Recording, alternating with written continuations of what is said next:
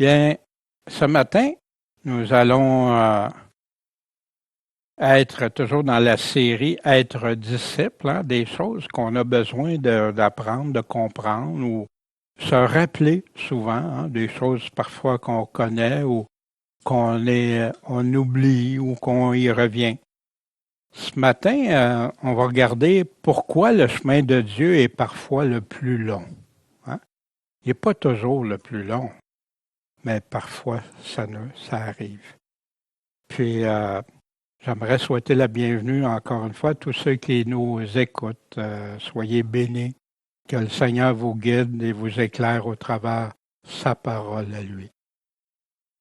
Bien, la semaine dernière, hein, on avait vu, vous vous souvenez de qu'est-ce qu'on a vu la semaine dernière? Pourquoi on peut faire confiance à la parole de Dieu, à la Bible. Cette semaine, on va aller voir un autre aspect. Pour l'homme, souvent, le chemin qu'on aime, le chemin qu'on préfère, c'est celui qui est le plus court. Hein? On va en quelque part, on essaie de trouver le trajet le plus court dans le travail pour atteindre ses objectifs, hein, où on peut même se faire des raccourcis ou des choses. Puis, on a comme le temps, souvent, on se sent pressé. Puis, vite, il faut que ça roule.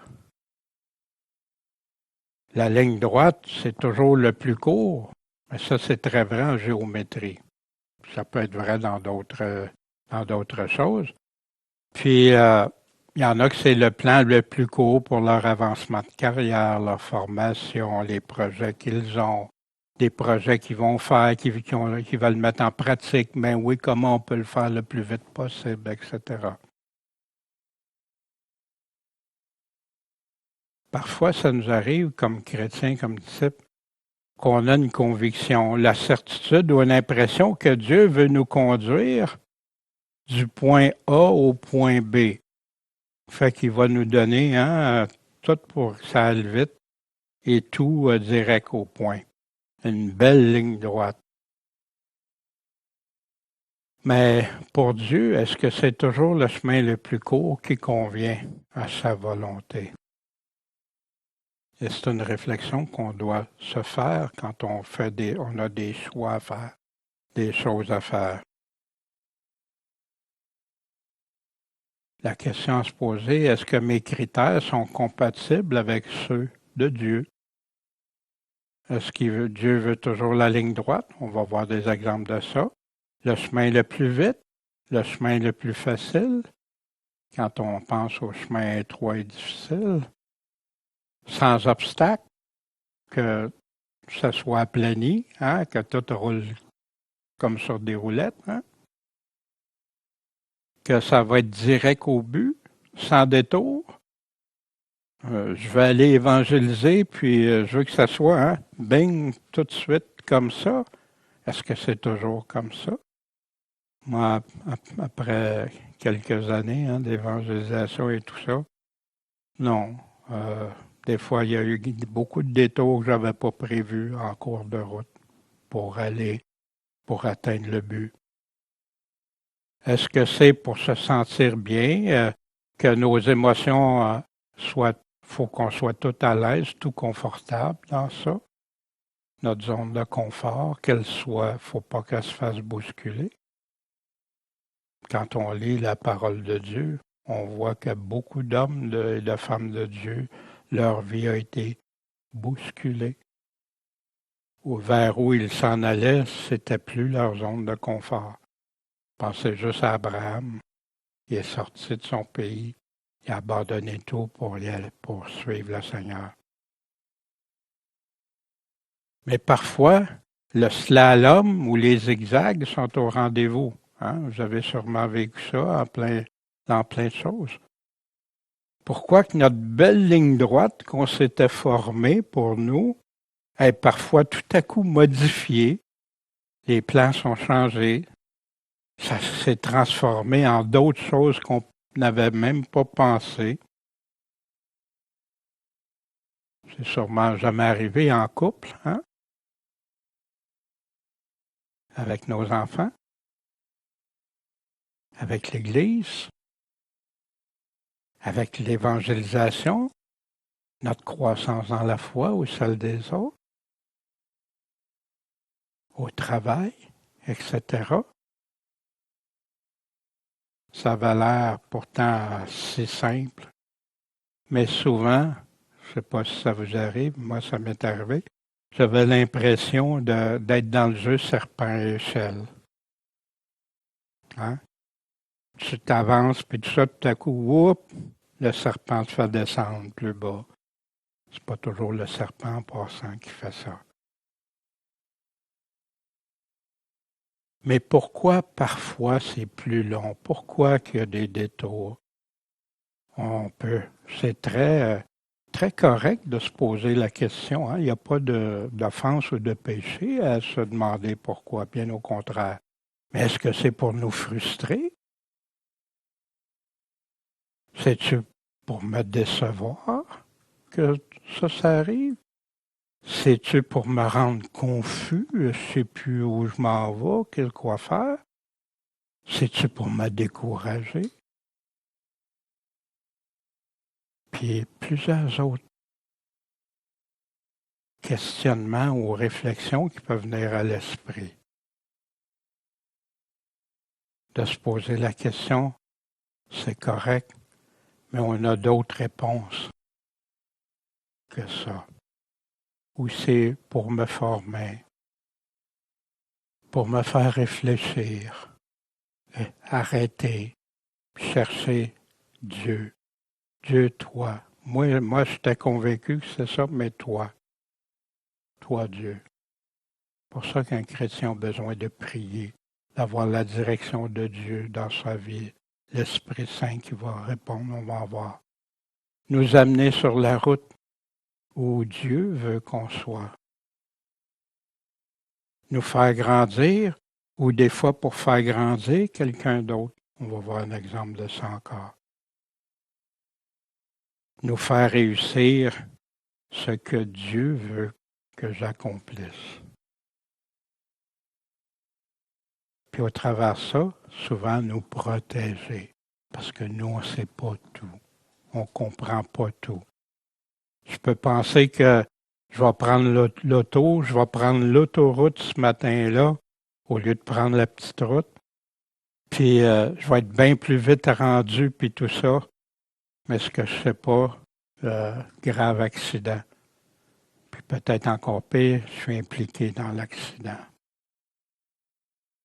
Est-ce que ça a été vraiment plus vite? Mais tout à coup, oups, non, je ne comprends même pas, j'ai choisi de prendre la petite route. Puis là. Mais surtout, apprendre la foi en lui, la confiance en lui, de tout lui remettre. Mais tout lui remettre, c'est pas comme certains pensent que tu lui remets tout puis tu fais plus rien. Non, loin de là.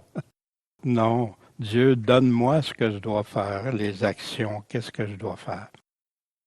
En voilà un exemple qu'on va prendre dans l'Ancien Testament. Ça, c'est arrivé après que, avec Moïse, puis Pharaon, puis que là, il y a eu les plaies, les 10 plaies d'Égypte. Puis Pharaon, finalement, a laissé aller le peuple. Mais Dieu les a pas conduits par le pays des Philistins, qui est bien plus proche. C'était proche. Il n'y avait pas beaucoup de routes à faire, comparativement. Mais pourquoi? Car Dieu dit, il est à craindre que le peuple ne se repente quand il va voir la guerre, puis qu'il retourne en Égypte. Et Dieu voulait faire quoi ici? Les protéger par amour, parce qu'il ne voulait pas qu'ils retournent sous l'esclavage de l'Égypte. Lui, après avoir fait une grande délivrance, après avoir prouvé au peuple tout ce qui arrivait à ceux qui se rebellaient contre le Seigneur, puis qui les a fait une grande délivrance, qui les a épargnés. Ils ont vécu seulement les 2, 3 premières plaies, les autres. Le peuple d'Israël a été protégé. Mais Dieu fit faire au peuple un détour par le chemin du désert. Hey, pas d'eau, pas de nourriture, vers la mer Rouge.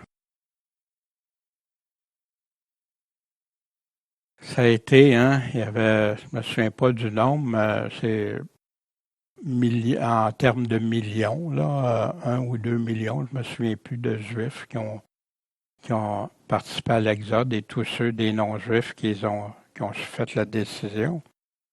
Hein? On voit quand on regarde ça, c'est intéressant d'aller voir sur des cartes, puis les trajets, au lieu d'aller directement à l'endroit, tous les détours puis les chemins qui ont recommencé après, pendant 40 ans. C'était pas censé durer 40 ans, mais ils n'ont pas fait ce que Dieu demandait. Ils ont fait même ce qui était abominable aux yeux de Dieu. Puis cette génération-là, à part la génération de Caleb et Josué, sont morts dans le désert. Souvent, c'est pour nous éviter des dangers, souvent inconnus de nous. Ça peut être physique pour les blessures, de l'épuisement, la mort, des obstacles dangereux qui empêcheraient d'arriver à destination, là où Dieu veut qu'on soit. Mais aussi spirituel, parce qu'on n'a pas à combattre contre le sang et la chair, mais contre les principautés, les puissances et contre les seigneurs du monde, des ténèbres de ce siècle, contre les malices spirituels qui sont dans les lieux célestes. On a vu l'armure, c'est là que Paul parle de la portée, l'armure du chrétien, puis le malin, comment il veut nous faire chuter. Des fois, quand on a une période de découragement, on peut prendre le mauvais chemin, se perdre à cause de la peur. Puis, c'est ce qui est arrivé. C'est ce qui est arrivé à ce peuple d'Israël. On va voir tantôt un passage. Un mauvais choix, ça peut humiliez-vous donc sous la puissante main de Dieu, après avoir dit de Dieu résiste aux orgueilleux, mais vous humiliez-vous sous la puissante main de Dieu, afin qu'il vous élève quand ça sera le temps, vous déchargeant sur lui de tous vos soucis, parce qu'il a soin de vous. Si le peuple d'Israël aurait compris ça, il n'y aurait pas eu besoin de rester 40 ans dans le désert. Ils ont voulu prendre les choses en main, mais pas selon Dieu. Soyez sobres, veillez, car le diable, votre ennemi, rôde comme un lion rugissant, cherchant qui va pouvoir dévorer, qui va être le plus vulnérable, qui va être la victime idéale. Puis, savez-vous, on peut tous être des victimes idéales pour le malin si on ne reste pas sur nos gardes. Résistez-lui étant ferme dans la foi, sachant que vos frères qui sont dans le monde souffrent les mêmes afflictions. Pierre a écrit ça pendant la persécution de Néron. Les chrétiens ont souffert de siècle en siècle. Oui, il y a eu des périodes de calmie. Oui, il y a eu des régions où c'était moins intense. Oui, merci Seigneur pour ça. Des fois, ce qui vient tout gâcher, c'est notre autosuffisance. Moi, je vais prendre ma vie en main, je vais faire mes choses.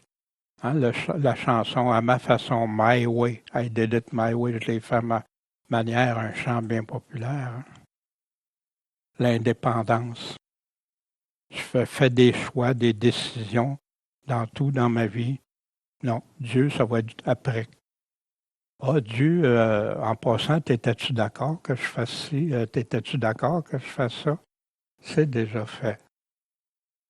Mais des fois, le Seigneur Le Seigneur n'est pas là pour nous surveiller comme... Non, mais Daniel, tu m'as-tu demandé avant de faire ce choix-là? T'es-tu venu me demander? Je pense que tu l'as fait toi-même, hein? C'était-tu à cause de ton orgueil, du moi qui voulait décider tout, qui voulait faire tout? C'était-tu ton indépendance? Vous savez, il y a beaucoup qui ne prient pas le Seigneur parce qu'ils veulent prendre les choses en main eux-mêmes. Est-ce que c'est ça que Dieu attend pour avoir une communion avec lui? Ça peut être des pièges quand la peur, l'impatience, le découragement. Regardons ce qui est arrivé avec Israël suite après la grande délivrance. Et toute l'assemblée éleva la voix et se mit à jeter des cris.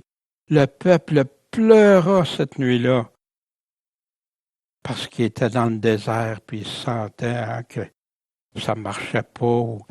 Puis tous les enfants d'Israël ont murmuré contre Moïse et contre Aaron. Puis ça, Dieu leur a mis sur le dos des Israélites. Vous avez murmuré contre celui que j'ai choisi, contre ceux que j'ai choisis pour vous guider, pour vous conduire. Puis Dieu, il dit, quand vous avez fait ça, c'est à moi. Vous êtes rebellés ailleurs, plus loin on retrouve. C'est de la rébellion contre Dieu qu'ils ont fait. Toute l'Assemblée, pourquoi on n'est pas mort dans le pays d'Égypte ou dans ce désert? Pourquoi qu'on n'est pas mort? Pourquoi l'Éternel nous conduit-il vers ce pays pour y tomber par l'épée? Hey, ils sont puissants, ils sont bien plus forts que nous autres, c'est un gros obstacle.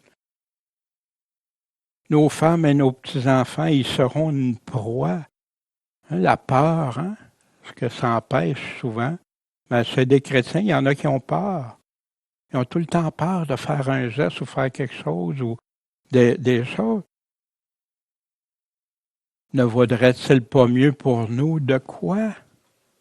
De retourner en Égypte. On comprend pourquoi ils ont resté si longtemps en Égypte et que Dieu a dit tant que cette génération-là ne sera pas morte, ben ils ne retourneront pas. Fait que là, établissons un chef. Dieu avait choisi qui était leur chef. Eux autres disent, non, nous autres, on va en choisir un chef. Puis on va retourner en Égypte. On va retourner en arrière. Hein, en anglais, ils appellent ça backsliding. Tu sais. Tu retourner en Égypte. Puis là, hey, les cocombes étaient si bons en Égypte. Il y avait tout. Là, ils voyaient juste ce qui était merveilleux qu'ils se souvenaient. Mais ils ne se souvenaient plus qu'ils étaient fouettés, qu'ils étaient sous l'esclavage. Ils ne se souvenaient plus. Ils voulaient juste voir ça, les autres choses, parce qu'ils avaient peur. Cette histoire à provenance de la Chine, je l'ai déjà racontée, mais ça fait plusieurs années. Un vieux fermier qui vivait seul avec son fils. Puis il y avait aussi un seul cheval. Mais à un moment donné, ce cheval-là, il prend la fuite. Il se sauve. Fait que là, les voisins, quelle malchance qui vous arrive, plus de cheval pour travailler, pour faire ce qui est essentiel pour vous. Qu'est-ce que vous allez faire? Mais le cheval, lui, il est revenu, mais avec 12 autres chevaux sauvages. Fait que là, les gens, ouais, OK. Quelle chance que les voisins disent, waouh, vous êtes bénis, c'est extraordinaire. Fait que le monsieur, il dit, le père dit, qu'est-ce que vous en savez? Hein, il est bizarre. Mais son fils est blessé par ces chevaux-là, un de ces chevaux-là. Quelle malchance! Fait que le vieux monsieur, ben, qu'est-ce que vous en savez? Après les blessures assez graves à la jambe du jeune, fils, il passait des agents du gouvernement pour recruter pour aller à la guerre. Mais lui, il ne pouvait pas y aller à cause de sa blessure. Les fils ont tous été réquisitionnés pour aller au combat. Ils ont tous été tués, sauf le fils. Parfois, ce qui nous semble des malheurs nous arriver ou des bonheurs peuvent avoir tout leur lot. Puis je trouvais que c'est une histoire intéressante pour des fois faire réaliser. Hein, c'est sûr. Quels que soient les motifs que Dieu a en arrière, soyons convaincus que les détours et les zigzags sont connus puis autorisés par Dieu, qui veut que notre bien, ou parfois c'est celui de quelqu'un d'autre, ou simplement que c'est pas dans son temps, il y a d'autres choses avant. Des fois, ça peut être notre formation. Je me souviens, je désirais tellement devenir pasteur. Je me souviens plus quel âge, là, mais en bas de 30 ans peut-être. Puis, je voulais devenir pasteur, tu sais. Puis c'était ça que j'avais dans mon cœur. Mais ça n'a pas marché. J'ai dû faire un choix pour ma famille et tout ça.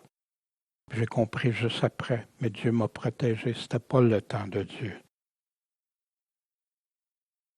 Quand Dieu permet ou détermine des détours dans ma vie, je peux lui faire totalement confiance. Même davantage que les panneaux de détour sur nos routes pour notre sécurité. Dieu, lui, c'est plus que des panneaux. Il nous parle, il va nous le montrer. Avec Dieu, le chemin le plus court pour atteindre un but, c'est parfois en passant par des détours qu'on va y arriver de la bonne façon. Un autre exemple qu'on a, Paul qui voulait aller évangéliser. Est-ce que c'est mal d'avoir le désir d'aller évangéliser, d'aller porter la bonne parole, d'aller permettre que des personnes soient sauvées? Mais voici dans Acte 16. Comme ils allaient de ville en ville, il recommandait aux fidèles de garder les ordonnances qui avaient été établies par les apôtres, puis par les anciens de Jérusalem. Ainsi, les églises étaient affermies dans la foi et elles grandissaient en nombre de jour en jour. Quand ils ont eu traversé la Phrygie et la Galatie, le Saint-Esprit les empêcha d'annoncer la parole en Asie. Moi, la première fois, qu'est-ce qui se passe? Qu'est-ce qui arrive? Le Saint-Esprit qui ne veut pas qu'il aille prêcher. J'en revenais pas. Puis étant venu en Mysie, il se disposait à aller en Bithynie. Mais là, l'Esprit ne leur permit pas. Ben voyons donc, qu'est-ce qui se passe? Alors, franchissant la Mysie, ils descendirent à Troas.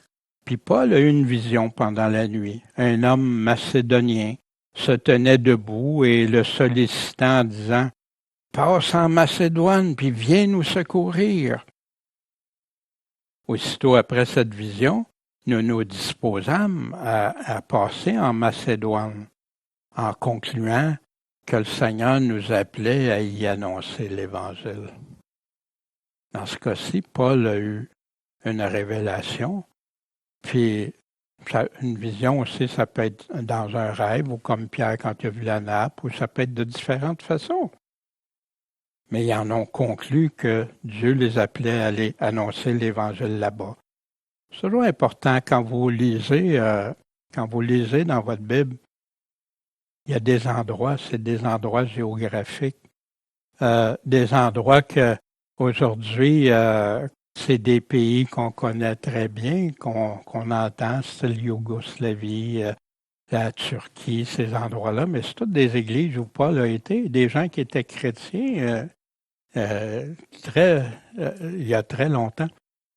Fait ici, on montre le voyage, puis quand il voulait aller en Asie, non. Oh, ils ont fait un grand détour. Puis à pied, là, à pied, ça représente quand même beaucoup, hein.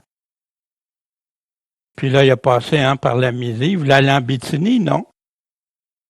Hein, vous vous souvenez? Non? OK. Fait que là, ils ont continué. Puis ils ont suivi le chemin. Ils ont été de Troas. Ils ont été à Samothrace. Puis après ça, Philippe, Thessalonique, Bérée, puis Éphèse pour le retour et tout ça. Et ça, c'est intéressant à connaître pour bien comprendre, hein. Puis l'échelle ici, c'est 300 kilomètres, cette distance-là, pour donner une idée de l'échelle. Paul qui voulait aller évangéliser, mais c'est l'Esprit Saint, il a dit non, c'est pas le temps, c'est pas là que vous allez. Vous savez, parce que Paul a obéi, Paul a été à Philippe, il était accompagné, bien sûr.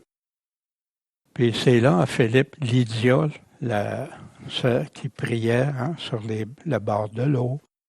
La servante avec un esprit de python que Paul, hein, a fait délivrer, que l'église de Philippe a été fondée, que le gardien de prison qui voulait s'enlever la vie a été sauvé, lui et sa famille. Mais aussi Thessalonique, l'église de Thessalonique, les Béréens, Éphèse, Athènes, Corinthe. Voyez-vous, Dieu savait, puis il voulait. Paul ne savait pas, mais le Seigneur lui a fait comprendre. Imaginez si Paul n'aurait pas obéi. Le Saint-Esprit peut aussi conduire, nous rendre. Est-ce que c'est le temps de Dieu? Est-ce que c'est sa volonté? Je me souviens, dans certaines circonstances, j'avais à cœur d'aller évangéliser, puis il n'y a rien qui marchait. Seigneur, qu'est-ce qui arrive? Non, c'est Dieu. Dieu a dit non. Mais on doit demander la sagesse. C'est-tu moi? Les obstacles, c'est-tu le malin ou c'est Dieu? Puis c'est là qu'un chrétien qui prie, puis rempli du Saint-Esprit, de connaître la volonté de Dieu ou non. Vous savez, il y en a qui sont partis missionnaires pour aller évangéliser, puis ils sont revenus divorcés, remariés, puis abandonner la foi. Est-ce que c'était selon la volonté de Dieu? On peut se poser des questions. Dieu connaît mieux que moi le bon chemin à prendre. Dieu, dans son amour, connaît la bonne route, avec ou sans détour. Puis oui, il peut tout nous rendre ça. Il y a ça, comme il l'a fait avec Paul aussi, on le voit dans les actes, comment il a ouvert des portes, mais comment aussi il en a fermé parfois.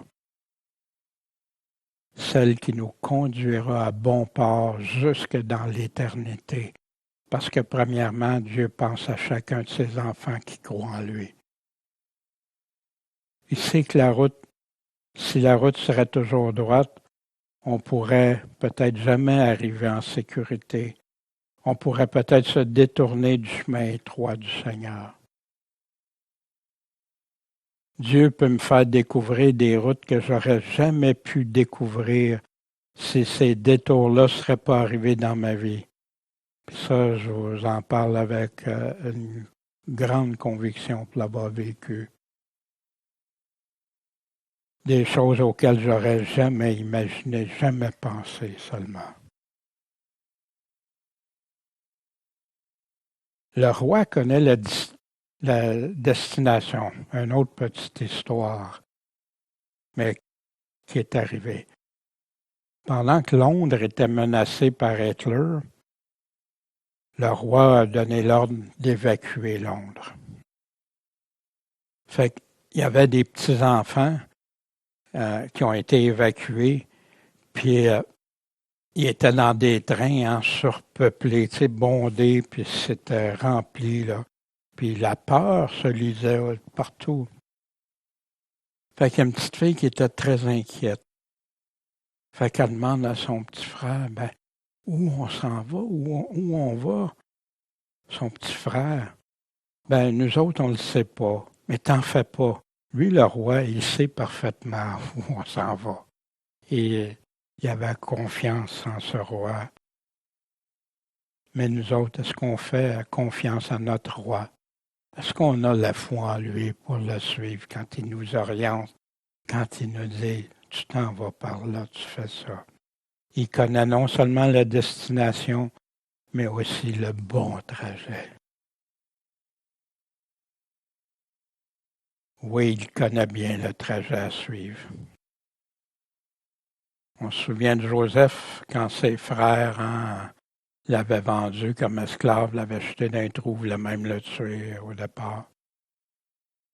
Fait que ses frères, après, quand ils ont été devant Joseph, puis ils sont mis à genoux parce qu'ils avaient peur de ce que Joseph pouvait leur faire maintenant qu'il était rendu puissant. Ne craignez pas. Est-ce que je suis à la place de Dieu? Je peux-tu prendre la place de Dieu? Mais vous savez, moi, ça m'est arrivé des fois de prendre la place de Dieu. Hein, t'es donc ben. Ouais, j'ai décidé à la place de Dieu. J'ai fait des choix sans consulter Dieu. Et comme on parlait ce matin, comme David aussi, on en paye des conséquences. Parfois, elles sont plus légères, des fois, elles sont plus lourdes. Vous aviez pensé à me faire du mal, mais Dieu, lui, l'a pensé en bien. Fait que le chemin que Joseph a suivi, pensez-vous qu'il était facile? Pensez-vous qu'il n'a pas vécu toutes sortes de choses dramatiques? J'étais en prison, pourtant c'est un homme fidèle à son maître. J'étais en prison, faussement accusé. Ses frères qui l'ont rejeté comme un... Voici, Dieu l'a pensé en bien pour faire ce qui arrive aujourd'hui, pour conserver la vie à un peuple nombreux. Fait que même quand d'autres veulent nous faire du mal, quand ça va pas bien, quand on l'arrache, si tu restes fidèle à Dieu comme Joseph l'a été, inquiète-toi pas. Le Seigneur est capable de faire de grandes choses. On se souvient dans Romains 8, 28, nous savons aussi que toute chose concourt au bien de qui? Ceux qui aiment Dieu, ceux qui sont fidèles à Dieu, ceux qui lui obéissent, de ceux qui sont appelés selon son dessein, selon ce que lui veut, son plan. Mais quand on doit attendre, hein, ça vous arrive-tu d'être être en train d'attendre quelque chose que vous aimeriez? Ou que quelque chose, quelqu'un d'autre, ou qu'il arrive quoi que ce soit?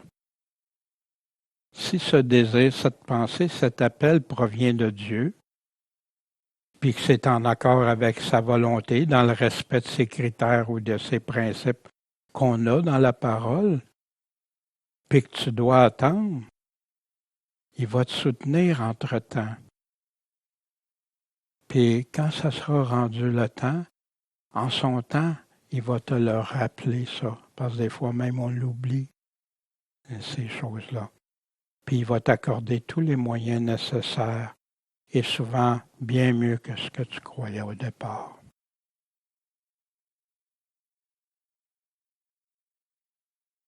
Confie-toi en l'Éternel et fais le bien.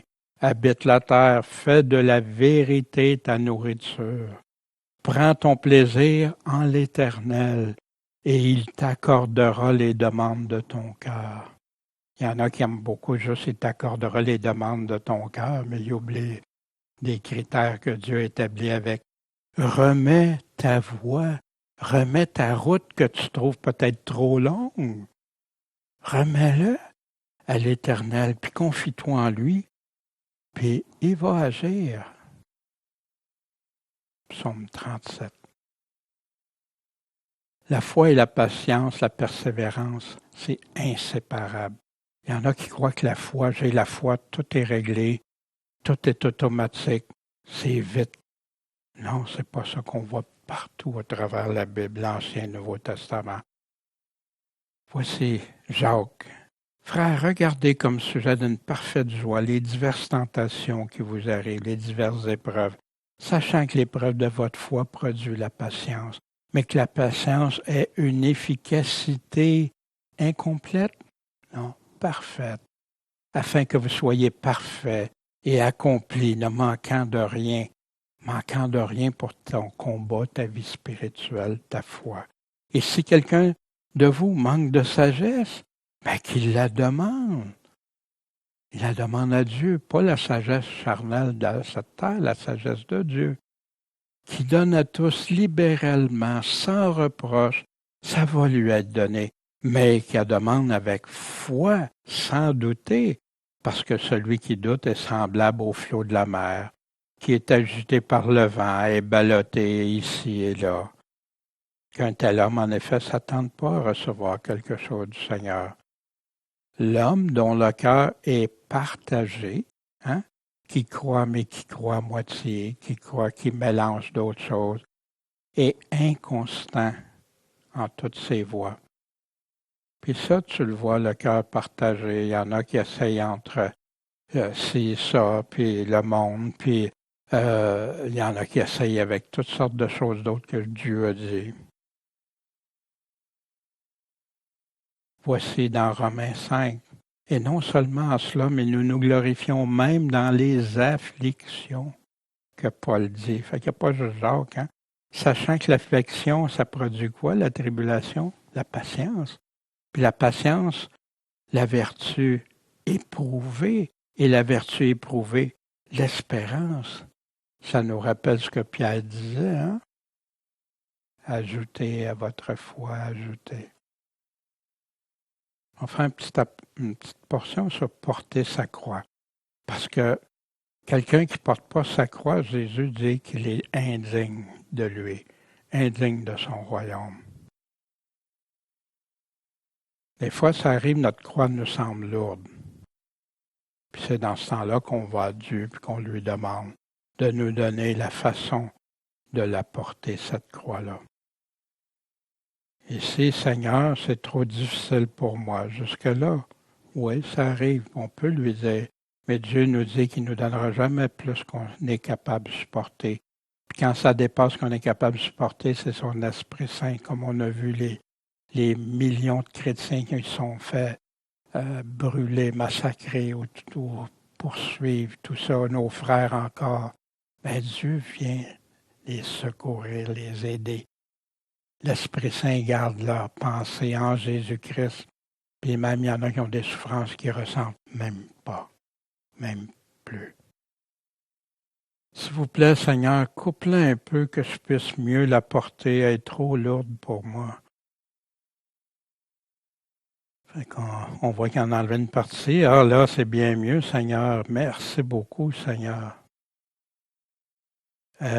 Il s'en va en sifflotant, en chantant. Merci, ma croix est bien plus petite que les autres, Seigneur.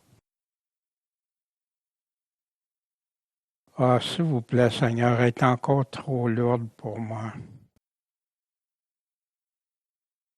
Ah, là, c'est mieux.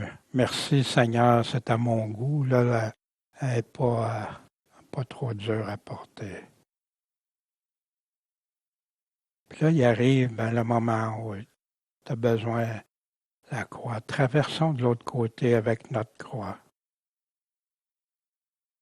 Ah, Seigneur, elle est rendue ben trop petite. Comment je vais faire? Qu'est-ce qui va arriver? Mais il est trop tard. Puis il y en a qui croient, comme la parabole des 4 semences, hein? Il y en a que les persécutions, où c'est trop dur, ou les soucis de cette vie, où ces choses-là font qu'ils délaissent la croix. Ils n'en veulent pas de cette croix-là. Mais la croix, Dieu nous en a donné à chacun. Tous ceux qui veulent vivre pieusement Jésus-Christ auront des persécutions, auront des tribulations. Ça fait partie de la vie d'un chrétien.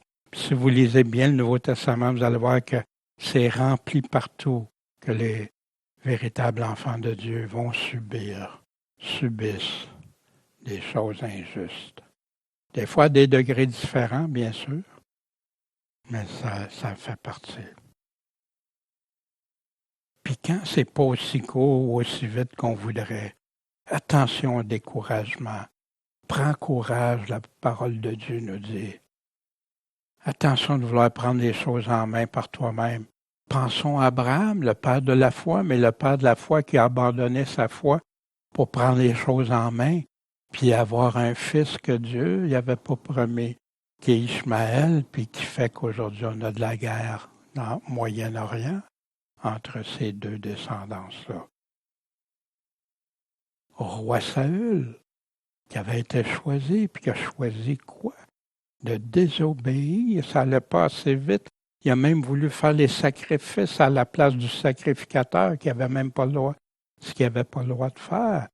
Il a fait plein de choses, Saül, le roi Saül. À David, qui a voulu avoir la femme de Bathsheba, puis qu'est-ce qu'il a fait? Il a même été faire tuer son mari parce que ça n'arrivait pas assez vite. David s'est repenti, bien sûr, on le lit dans le psaume 51. Un homme, le cœur selon Dieu, mais pas quand il a agi comme ça. Au contraire, puis il a subi, on en parlait ce matin, comment il a subi des conséquences de dans sa famille, inceste, meurtre, trahison, son fils voulait prendre le trône à sa place. Attention à l'indépendance, l'autosuffisance. Ce qu'on ne réalise pas quand on veut marcher à notre façon, c'est qu'on met Dieu dehors. Puis après ça, on va le voir juste quand on veut quelque chose. C'est pas comme ça la vie du chrétien. Un chrétien, c'est Dieu. Dieu, je te le demande. Dieu répond. Montre-moi-le clairement. Dieu, je veux faire ce que tu veux. Ah, ça a l'air comme, combien de fois, ben voyons. Non, c'est ça. Tu me le confirmes, Seigneur, ben je le fais. Puis après, wow! Wow, Seigneur, toi tu savais. Quand on met Dieu en dehors, c'est ça l'orgueil. Puis Dieu résiste à notre orgueil. Il fait grâce à qui? À ceux qui se soumettent à lui. Puis se soumettre à lui, comment je peux me soumettre s'il ne me le dit pas? Voyez-vous l'importance de la prière qu'on a parlé l'autre fois. Ça amène à la désobéissance, puis éventuellement à la rébellion, comme on a vu dans certains. Mais au lieu de ça, pense plutôt aux nombreux puis aux beaux exemples d'hommes et de femmes qui, par la patience et la foi, ont été vainqueurs. On en a une liste dans Hébreux au chapitre 11. On en a partout dans l'Ancien Testament, dans le Nouveau Testament, ceux qui ont fait confiance. Puis, en conclusion, ne soyons pas comme le peuple de Dieu qui, au lieu de faire confiance à Dieu, pourtant qui les aimait, qui voulait les protéger, ont plutôt murmuré. Ils n'étaient pas contents de leur sort. Ils n'aimaient pas ce qu'ils vivaient. Puis finalement, ils ont choisi de se rebeller, puis en ont subi les conséquences. Puis ils ont dû demeurer 40 ans dans le désert pour y périr.